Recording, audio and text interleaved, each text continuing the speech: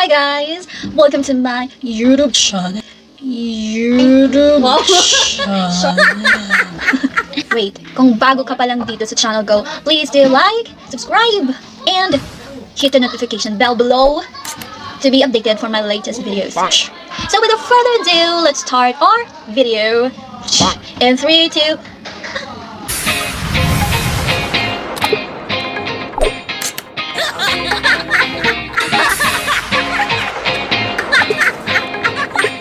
Hi guys, so as I've said last video na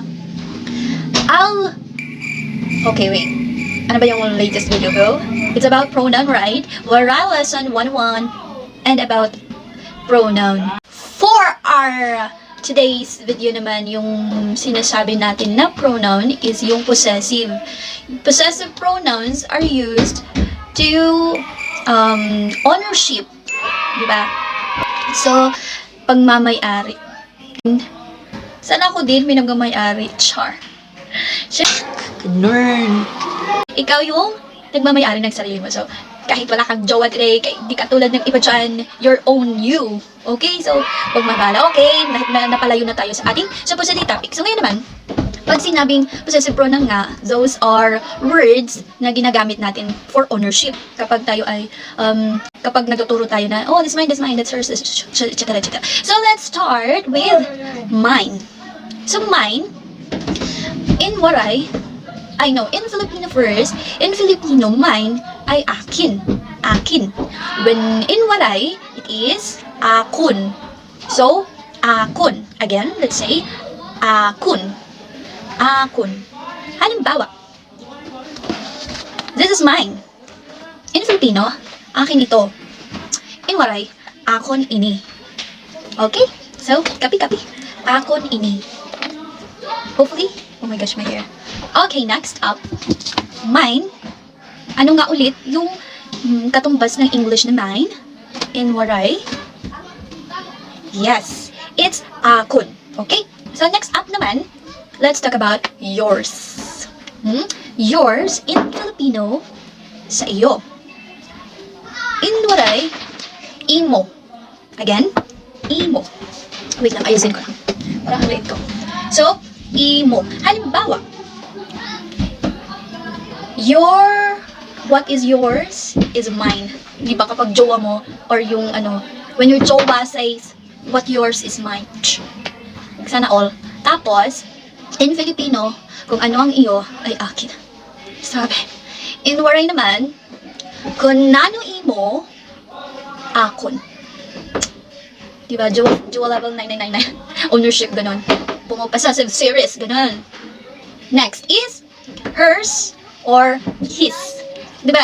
As I've told last video ko, sabi ko, walang a specific term in Filipino and in Waray na kung anong gender. Gender. So, wala siya. So, sa amin, we use iya. Halimbawa, ay in Filipino pala, kanya, di ba? Am I right? Am I right? Am I left? Tell me, baby, am I right or am I left? Sing like a girl. Talas. Okay, for example, iyala ako.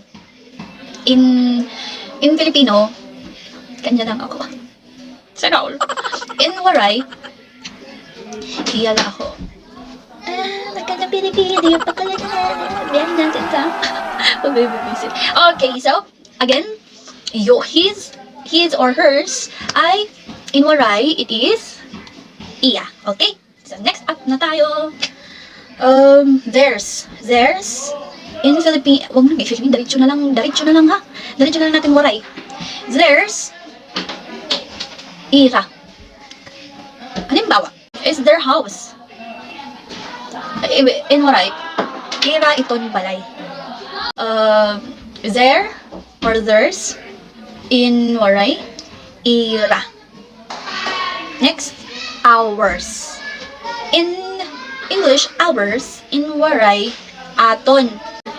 Halimbawa, it's our time to shine. In English, it's our time to shine. In Waray, aton na ini yan na oras. Okay, let's generalize. Ano nga ulit yung iba't ibang possessive pronoun? Mine, yours, hers or his, theirs, ours.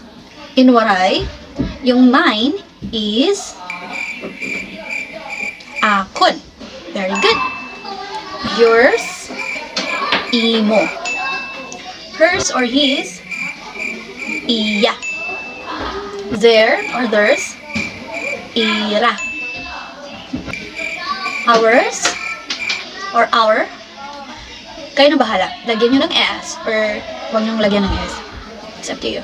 Our or ours, aton.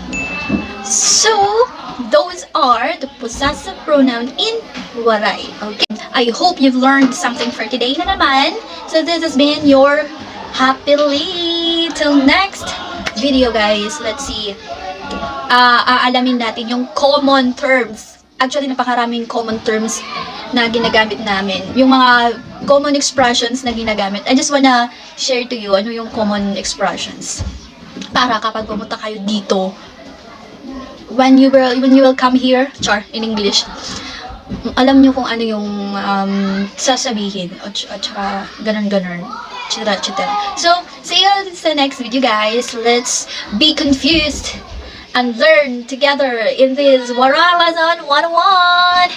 Bye, guys. Thank you for watching. Don't forget, please like, subscribe, and hit the notification bell below, guys. Thank you for watching. Bye. Kinikilig ako.